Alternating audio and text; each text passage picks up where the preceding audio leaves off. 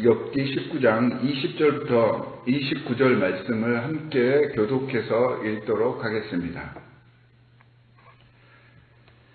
내 피부와 살이 뼈에 붙었고 남은 것은 겨우 잇몸뿐이로구나. 나의 친구야, 너희는 나를 불쌍히 여겨다오. 나를 불쌍히 여겨다오. 하나님이 순히 나를 치셨구나. 너희가 어찌하여 하나님처럼 나를 박해하느냐. 내 살로도 부족하냐. 나의 말이 기록되었으면 책에 쓰여졌으면 철필과 납으로 영원히 돌에 새겨졌으면 좋겠노라. 내가 알기에는 나의 대속자가 살아계시니 마침내 그가 땅 위에 서실 것이라. 내 가죽이 벗김을 당한 뒤에도 내가 육체 밖에서 하나님을 보리라. 내가 그를 보리니 내 눈으로 그를 보기를 낯선 사람처럼 하지 않을 것이라. 내 마음이 초조하구나. 너희가 만일 이르기를 우리가 그를 어떻게 칠까 하며 또 이르기를 이 일의 뿌리가 그에게 있다 할지인데 너희는 칼을 두려워할지니라. 분노는 칼의 형벌을 부르나니 너희가 심판장이 있는 줄을 알게 되리라. 주님의 말씀입니다. 아멘.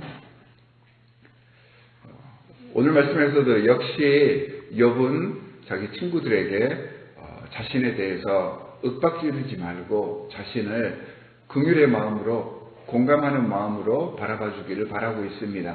그러면서 계속해서 자신에 대한 하나님께 향한 그 신앙의 마음을 표현하고 있습니다. 근데 욥의 세 친구들과 욥이 이해할 수 없는 부분이 있습니다. 그 고난에 대해서. 이들은 고난은 인간이 잘못된 행위를 했었을 때 자신들에게 임하는 재앙이다. 이렇게만 이해를 하고 있습니다. 그들이 이해하지 못하는 것은 하나님의 영광을 위한 고난이 있다는 것입니다.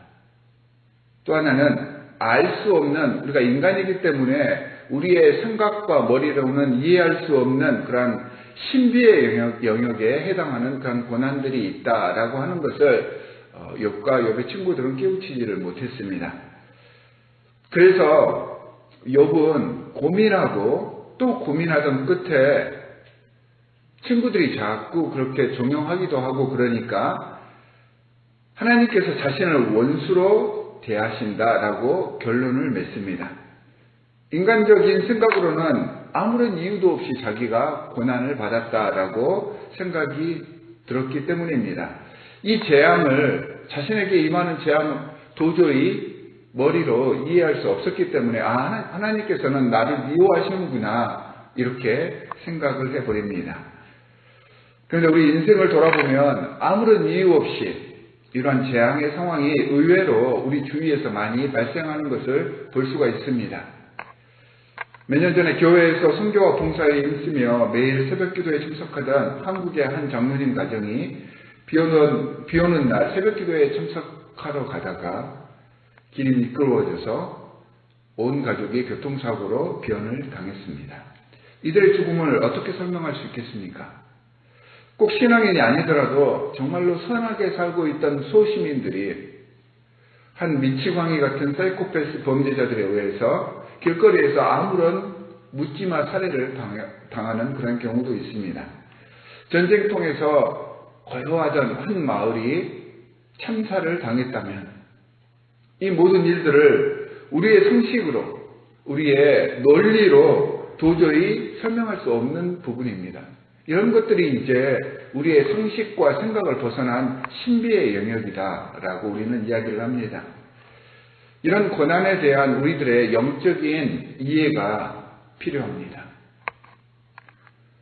고난에 대한 우리 기독교적인 입장은 사실 이 세상을 주관하는 사람이 우리가 아니기 때문에 지금 현재에 집중하고 과거나 미래에 대해서는 하나님께 맡기는 것, 이것이 기독교에서 바라보는 고난에 대한 영성입니다. 쓸데없이 현재를 좋게만 바라보라는 말은 아닙니다. 욥의 친구들처럼 경험한 고난들의 이유를 따지고 분석하는 것이 아니라 우리는 지금 이 시점에서 우리가 고난을 당하고 있다면 이 고난의 문제를 어떻게 부딪혀 나갈 것인지를 긍정적으로 바라보고 대처해 나아갈 수 있어야 한다는 것입니다. 이것이 고난에 대한 기독교의 영성입니다. 죄악이나 다른 이유가 아니라 하나님의 영광을 위한 고난일 경우도 있는데 그런 경우에는 그 고난에 악한 영의 역사가 아주 교활하고 은밀하게 침범을 하게 되어 있습니다. 오늘 본문 제가 20절을 추가를 했는데 20절 말씀해 보면 사탄이 욥에게 온몸에 악창을 내리게 하였는데 잇몸만은 악창이 덮이지 않게 하였다라고 말씀에서 이야기를 하고 있습니다. 여기에는 악한 영들의 엄청난 음모가 내포되어 있다라고 저는 생각을 합니다. 고난 중에 원망하게 하기 위해서 입술을 남겨둔 것입니다. 만악의 근원인 입을 통해서 하나님을 저주하게 하며 하나님과의 관계를 파괴하기 위해서 악한 영, 사탄은 잇몸에는 악창이 내리지 못하게 했던 것입니다. 그래서 잇몸을 남겨둔 것입니다. 얼마나 무섭습니까? 극한 상황 속에서 하나님을 더 의지하며 그분께 나아가야 하는데 이러한 나아가려고 하는 의지를 원천 봉쇄하기 위해서 하나님을 원망하게 하기 위해서 그 죄를 범하게 하기 위해서 이렇게 잇몸을 남겨두었던 것입니다. 욥이 대단한 이유가 여기에 있습니다. 그래서 욥이 의인이라고 하나님께 인정을 받는 것입니다.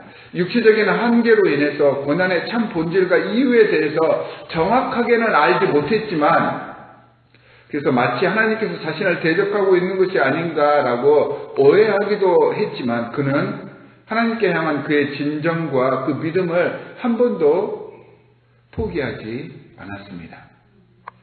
24절에 보니까 철필과 납으로 자신의 사정을 영원히 기록해서 후대에 알려주었으면 좋겠다라고 이야기를 합니다. 그러니까 자기가 기록에 남겨두고 싶은 것이 무엇이겠습니까? 욥이 지금 간절하게 이렇게 남겨두고 싶었던 것은 자신이 이런 상황 속에서도 한 번도 하나님께 향한 시선을 바꾼 적이 없다라고 하는 것을 기록에 남겨두고 싶다는 것입니다.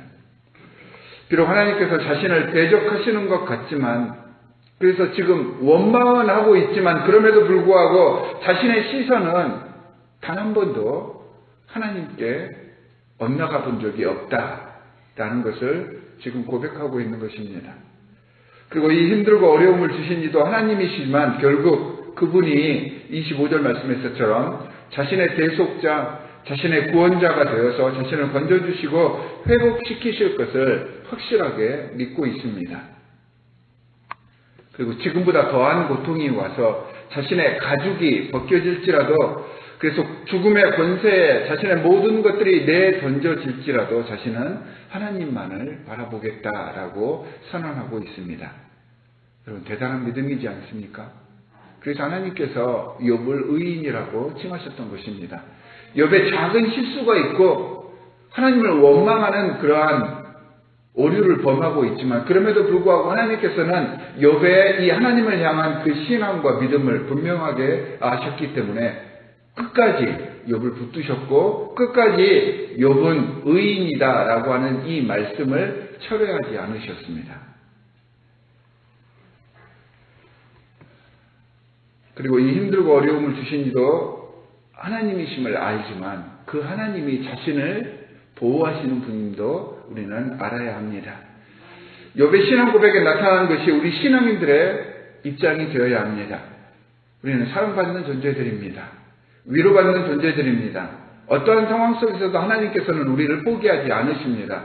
욥은 그 신앙을 가지고 있었습니다. 그래서 모든 고난을 뚫고 나올 수 있었고 하나님께 끝까지 인정받을 수 있었습니다.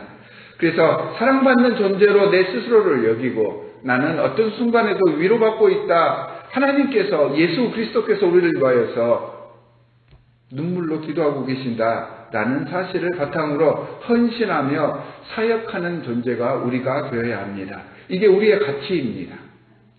매 순간이 하나님과의 관계를 위해서 기도하기에 힘쓰고 내 삶 속에서 주 예수 그리스도의 은혜 안에 거하고 있음을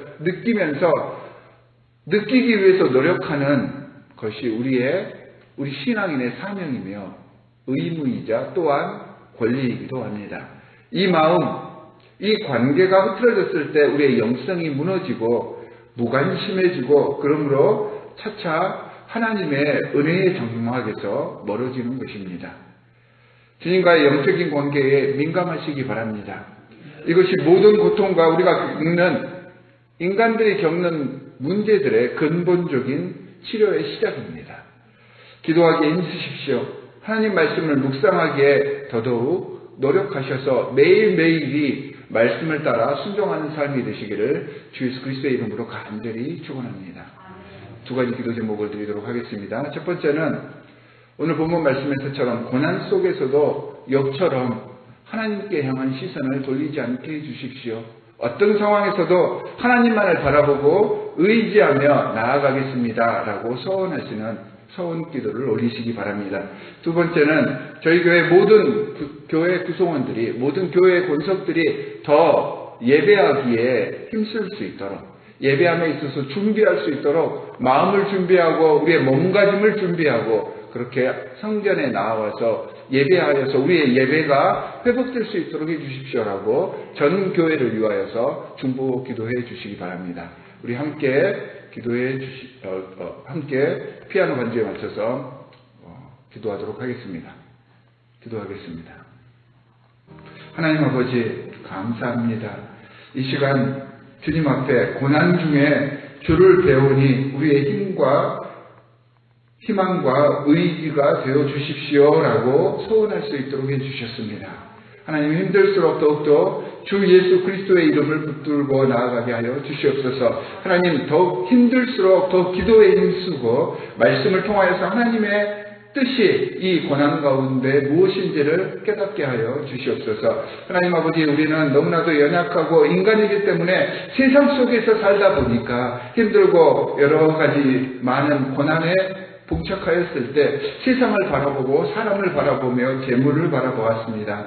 하나님 용서하여 주시옵소서. 이제부터는 주님만을 바라보겠습니다. 힘들수록 더욱더 기도에 힘쓰겠습니다. 힘들수록 주님의 성전에 모여서 더 예배하기에 힘쓰겠습니다. 하나님께서 우리에게 허락해 주신 영적 고향 이 디트로이트 한인연합장로교회 공동체 위에 주님께서 성령으로 함께하여 주시사 이 공동체 속에 속해 있는 모든 성도들이 힘들수록 더욱더 주님 앞에 나와 성전에 올라와 예배함으로 모든 어려움들을 이겨나갈 수 있도록 하여 주시옵소서. 하나님 모든 성도들의 머리 위에 주님께서 성령으로 함께하여 주시사 이들이 예배하는 공동체가 되게 하여 주시옵시고 이 예배를 통하여서 선교하는 공동체로 변화될 수 있도록 복에 복을 더하여 주시옵소서. 오늘도 이렇게 새벽을 깨우는 하나님의 귀한 백성들이 있습니다. 하나님 모든 것들을 주님께 맡기고 주님께 의지하기 위하여서 이 자리에 나와왔사오니 이들의 기도의 제목들이 하나도 땅에 떨어지지 않도록 주님께서 살펴주시옵시고 이들이 주님과 동행하는 삶, 주님을 의지하는 삶, 주님께 모든 것들을 헌신하는 삶으로 변화될 수 있도록 이 시간 성령으로 함께하여 주시옵소서. 오늘도 말씀 가운데 승리하는 삶을 살 것을 주님께 소원하오며 우리를 권하신 주 예수 그리스도의 이름으로 기도합니다. 아멘.